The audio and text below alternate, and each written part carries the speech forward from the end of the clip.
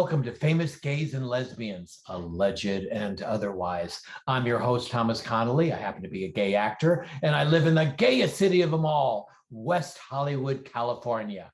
Now, in this episode, we're profiling a president that, yes, gasp, I believe was gay. And this is some 150 years ago. And I'm not talking about Abraham Lincoln, but this was way before we had our first out gay presidential candidate, the wonderful Pete Buttigieg. Now, who is this gay president that I'm referring to? Well, it's none other than President James Buchanan. Now, in his wonderful book, Lies Across America, James K. Lowen documents much evidence to prove this. So the author, James K. Lowen, goes on to say that he's not a gay man and he's not a gay activist, but there's so much evidence that he's convinced that Buchanan was gay. He goes on to say that there's no evidence to see that he's heterosexual or even bisexual. He is flagrantly a gay man. So what's this evidence? Now, James Buchanan shared a residence in Washington, D.C. with William Rufus King, an Alabama state senator, for more than a decade. In total, they had a 23-year relationship. Now, Lowen states that contemporary records show that these two men, Buchanan and King, were literally inseparable. Residents referred to them as Siamese twins. Now, when well-known Democrat Aaron Brown wrote to Mrs. James K. Polk, the president's wife at the time, he actually referred to Rufus King as Buchanan's quote-unquote better half and quote-unquote his wife. Now, there's a lot of correspondence and letters which show the intensity of feelings that these two men, Buchanan and King, had for each other.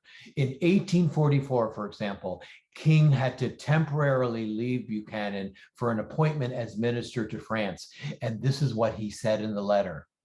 I am selfish enough to hope you will not be able to procure an associate who will cause you to feel no regret at our separation. In other words, he's saying, hey, Buchanan, don't go out and get another boyfriend. You know the adage, out of sight, out of mind.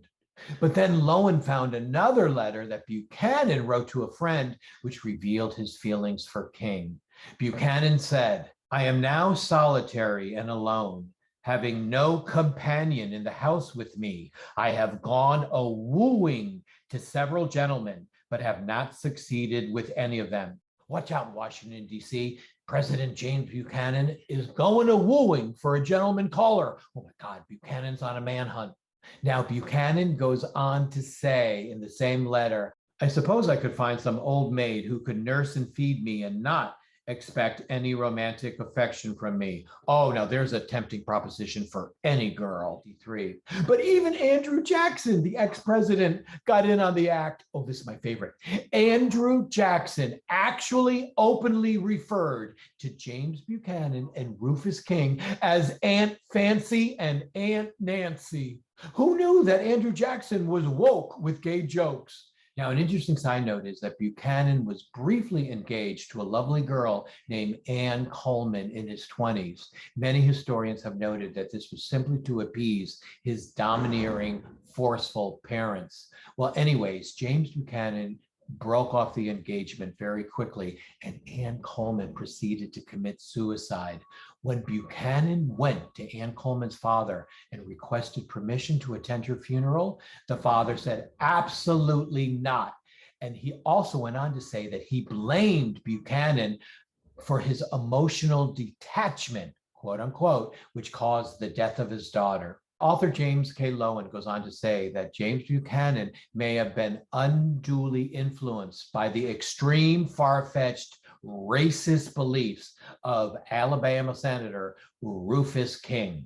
After all, James Buchanan was brought up in liberal Lancaster, Pennsylvania, home to the Mennonites and Quakers, who were staunchly anti-slavery. However, a 23-year relationship with Rufus King and his pro-slavery and pro-Confederacy ideas and rhetoric seems to have changed James Buchanan's ideology. And James Buchanan actually publicly said that he thought that Rufus King was the purest, best, most intelligent man that he ever knew.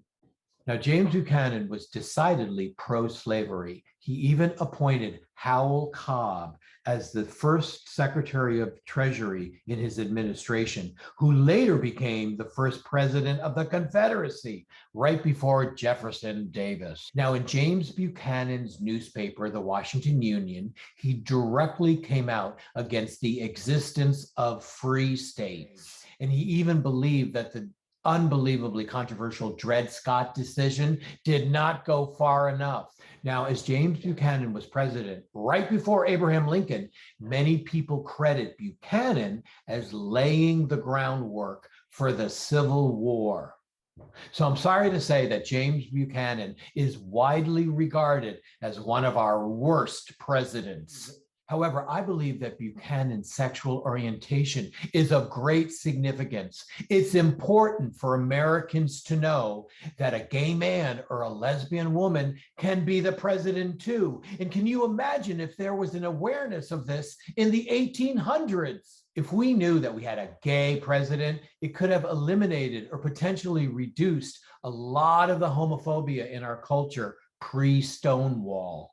I just think it would have been so fantastic to have an out, proud, acknowledged gay president from the 1850s. Anyway, this is Thomas Connolly for Famous Gays and Lesbians, alleged and otherwise. If you like what you see, could you please like and subscribe? That would really help our show. Until next time, bye-bye.